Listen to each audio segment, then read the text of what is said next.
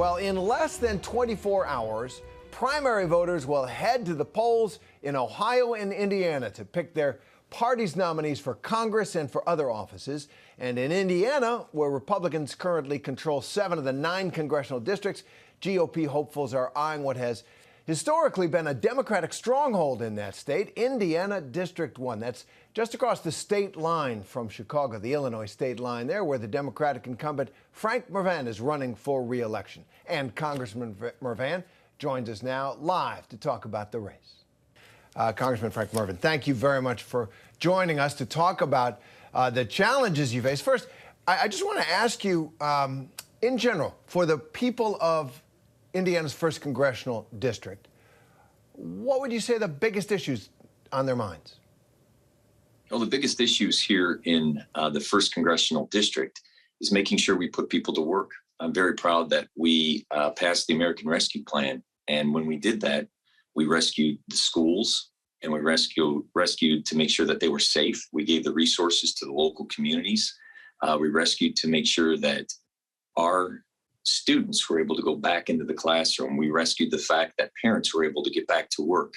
And so with that, accompanied with the infrastructure bill, Northwest Indiana and the 1st congressional district is a heavy labor, heavy working men and women area. We have the steel mills that are here, and I'm very proud of the fact that not only are we replacing our roads, our bridges, our waterways, our ports, and our airports and implementing broadband, but what we're also doing is making sure that there's certainty for the American worker. There's certainty for the men and women who are working in my community over the next 10 years. And when we do that, Northwest Indiana is the leading producing steel region in the nation. And with the strong Buy American provision, I am chairman or co-chairman of the Steel Caucus, a bipartisan caucus in Washington, D.C. And what we're fighting for is making sure that the steel industry and American steel is used. So when we're replacing 1,101 bridges in Indiana, we're using American steel that is made right here by the American steel workers in Northwest Indiana. So to answer your question, it's making sure that we have good, sustainable jobs for our families, so that families have choices, so that the American people have choices, and so people in Indiana have choices, economic choices that have to be made. They're also talking to me very clearly about the inflationary pressures, and we have to do everything we can as a Congress to reduce those. And their kitchen table issues, gasoline, groceries. We have to hold corporations accountable to make sure that no one is taking advantage of a crisis, that the CEOs and the profits that are made by those companies are justifiable as the American people are getting through a pandemic and through an economic crisis. And so as we emerge through these times, we're going to need steady leadership, and we're going to need that common sense approach as if you were sitting at the kitchen table deciding what your priorities are.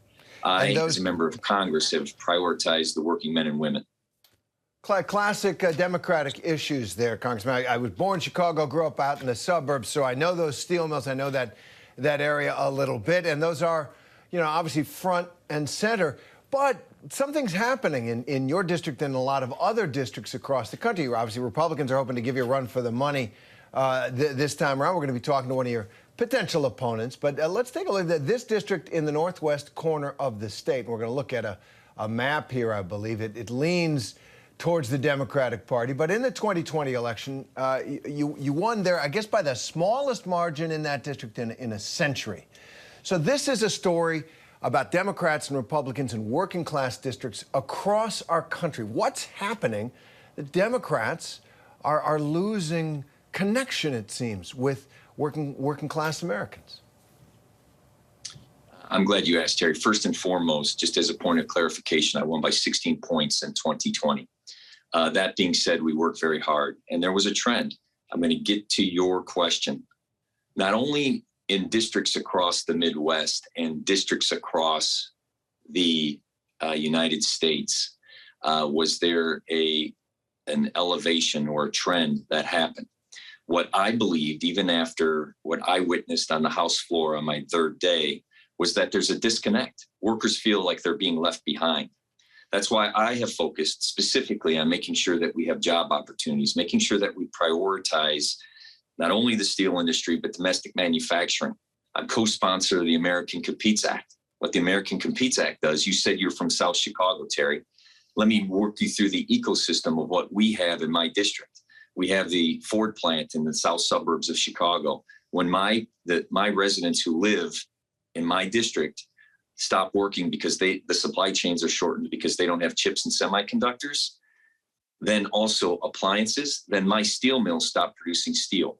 So when my steel mills stop producing steel and the contractors stop providing their services, then it affects Main Street. So you talked about that disconnect. I am here as a member of Congress and have produced results, making sure that we close that disconnect for the American worker so the families have economic opportunity. And so you may talk about a national trend, but here in Northwest Indiana, I still believe that the American worker, and I still believe that in making them a priority will have dividends. They want me to, as I'm standing on their doorstep, make sure our steel industry is thriving. They want me to make sure that we have common sense approach towards our government and we're prioritizing families so that they have choices. So you are correct. Nationwide, there may be a disconnect to all forms of parties. But what I've tried to lead with and will continue to do is that district-centric approach that makes sure I deliver results. Also, community funded projects. We brought back projects to the city of Gary so that we invest in our airport so that we can compete with the city of Chicago, with the Gary City Chicago Airport, with logistics and with cargo.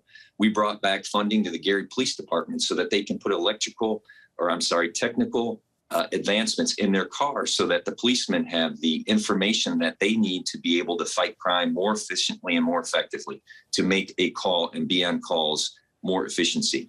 You know, we are a transportation hub also. So when we are replacing roads and bridges and waterways, as I mentioned earlier, we are putting our people to work, and that's vitally important. So I don't think there's a disconnect, and I will tell that message to wherever we go. And again, I have a lot of work to do, as all members of Congress do, to make sure that I prove that I'm connected to my district and that I have delivered for them. Those are the bread and butter issues, and it is clear. That's been the Democrats' winning message when they've won. I just want to raise the question of the president. President Biden really at a low with voters right now. I guess the recent poll that we have shows him at only 42% approve of the job that the president is doing. These are headwinds, my hunch is, for anyone running on the Democratic ticket. And I wonder if you could just answer that, and the steady diet of inflammatory cultural issues that are being fed through the Republican media sphere on immigration, on all kinds of things, what's being taught in schools and the rest of that. Do you have an answer for that? In other words, how big a problem is the president's unpopularity and combined with that conversation-driving cultural discussion that is happening in the conservative media? Sure, Terry. Two questions. First one, the presidential's ratings. That, of course, historically, off-year elections are always a challenge for the party in power. And what I want to say is I don't speak for President Biden, and President Biden doesn't speak for me. I am part of the Congress. So I'm a member of Congress, which is a separate body. Again, being district-centric is extremely important to me. Focusing on my district, making sure we deliver results, making sure I'm focused on kitchen table issues and jobs for working men and women. The number two question that you talked about was the cultural wars and the efficiency of the other party to be able to talk about issues. Well, what I'm focusing on and what I find very important is vote your pocketbook. Here in my area, what we're doing is we're making sure that union men and women, working men and women have certainty in their functionability and employment when it comes to the infrastructure bill. We haven't done that in 30 years. Other administrations had talked about it. For the first time in 30 years, we have an infrastructure bill that will rebuild roads, bridges, waterways, ports, and airports. What that does is that allows our American worker, my friends, family, and neighbors, to be able to provide for their families. And those workable hours provide for the pensions for our retirees. So I don't have a magic wand to answer all the cultural issues or the issues that divide us. What I'm trying to do, as you mentioned earlier, and as I mentioned, is bring us together. I'm here to solve problems. And in my district, providing jobs, providing opportunities, providing for healthcare, access to healthcare, and making sure that we're moving forward as my district with American-made steel, with getting workers to work, allowing a great education for the kids. Those are my priorities. That's what I'm working on. All right. So when I say vote your pocketbook in my district and in the Midwest, I think that's important because there are going to be people from all across my district who are going to have an equitable opportunity to participate within the infrastructure bill for a job. That's important to me. All right. And I hope during my election to communicate that to whoever I can. Well, Congressman Frank Mrvan in Indiana, Democratic incumbent running for re-election, we wish you luck and thanks very much. Terry, I thank you for the opportunity and thank you for having an interest in our district and our re-election efforts. You bet. Hi, everyone. George Stephanopoulos here. Thanks for checking out the ABC News YouTube channel. If you'd like to get more videos, show highlights, and watch live event coverage, click on the right over here to subscribe to our channel. And don't forget to download the ABC News app for breaking news alerts. Thanks for watching.